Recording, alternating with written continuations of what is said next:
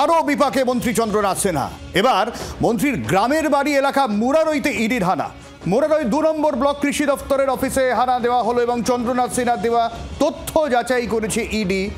জমি বিক্রির টাকার লেনদেনের যে তথ্য পাওয়া গিয়েছে, যেটা দেওয়া হয়েছে, সেই লেনদেনের তথ্য যাচাই করতে ইডি আধিকারিকরা সেখানে যান, এমনটাই সূত্র মারফত খবর পাওয়া যাচ্ছে। মন্ত্রীর গ্রামের বাড়ি সেই কারণেই যাওয়া মুরারইতে, সেখানে ইডি আধিকারিকরা হানা দিয়েছে এবং একই সঙ্গে মুরারই 2 নম্বর ব্লক কৃষি দপ্তরের যে অফিস রয়েছে সেখানেও ইডি আধিকারিকরা গেছেন। প্রসেনজিৎ মালাকার আমাদের প্রতিনিধি রয়েছেন, কি আপডেট রয়েছে এখনো পর্যন্ত জানবো। প্রসেনজিৎ।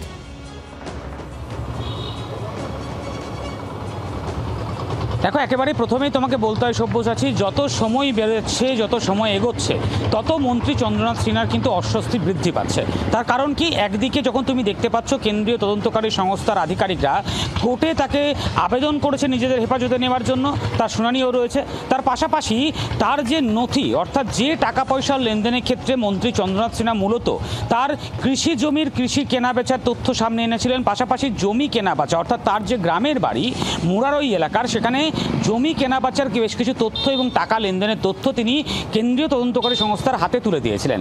সেই যে তথ্য, সেই তথ্যের গরমিল রয়েছে, এমনটাই কিন্তু কেন্দ্রীয় তদন্তকারী সংস্থার আধিকারিকদের সন্দেহ। আর সেই সন্দেহ থেকেই এবার একেবারে মুরারইয়ের যে কৃষি দপ্তর রয়েছে, যে কৃষি দপ্তর মুরারই 2 নম্বর ব্লকে, সেখানে কিন্তু ইডি আধিকারিকরা হানা দিয়েছে, এমনটা আমরা জানতে পারছি।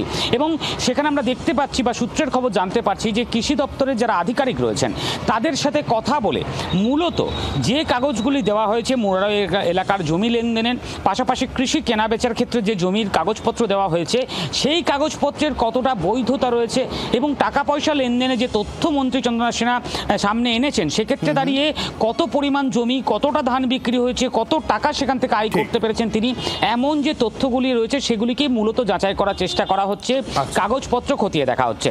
এবং একেবারে বলতে হয়, যখন আগামীকাল কোর্টে ডেট রয়েছে মন্ত্রী চন্দ্রনাথ সিনহার এই আবেদনের পরিপ্রেক্ষিতে, অর্থাৎ ইডি যে আবেদন করেছে তাকে হেফাজতে নেওয়ার, আর তার আগেই আজকের এই ঘটনা অস্বস্তি যে মন্ত্রী চন্দ্রনাথ সিনহা আরও অনেক বেশি বৃদ্ধি করলো বা বৃদ্ধি করছে, এটা কিন্তু বলার অপেক্ষা রাখে না। ফলে সে জায়গায় দাঁড়িয়ে ইডি আধিকারিকরা আজকে যে তথ্য পাচ্ছেন, সেই তথ্যগুলোকে ইতিমধ্যেই চার্জশিটে তারা বিভিন্ন চাঞ্চল্যকর নথি বা তথ্য তুলে ধরেছেন বা জমা দিয়েছেন আদালতের কাছে কেন্দ্রীয় তদন্তকারী সংস্থারা। কিন্তু এবার এই যে কৃষি জমির তথ্য বা কৃষি জমির যে কাগজপত্র আজকে তারা খতিয়ে দেখছেন বা তল্লাশি করছেন, সেই তথ্যগুলি আগামীকাল বা কোর্টে তারা হাজির করছেন কিনা, সেটাও কিন্তু অবশ্যই দেখার বিষয় হয়ে দাঁড়াবে। একদমই। ফলে আগামীকাল কি হবে সেদিকে অবশ্যই নজর রয়েছে, যেখানে চন্দ্রনাথ সিনহা জামিনের আবেদনের শুনানি রয়েছে এবং এই জায়গায় দাঁড়িয়ে তার আগে ইডি আধিকারিকরা গ্রামের বাড়ি গিয়ে একেবারে তার আয়ের ব্যয়ের গোটা বিষয়টা খতিয়ে দেখলেন এবং ইডি আধিকারিকরা সেখানে কৃষি দপ্তরেও ঢু মারলেন খোঁজ করার জন্য। বাংলার আওয়াজ, বাঙালির আবেগ, জি 24 ঘন্টা।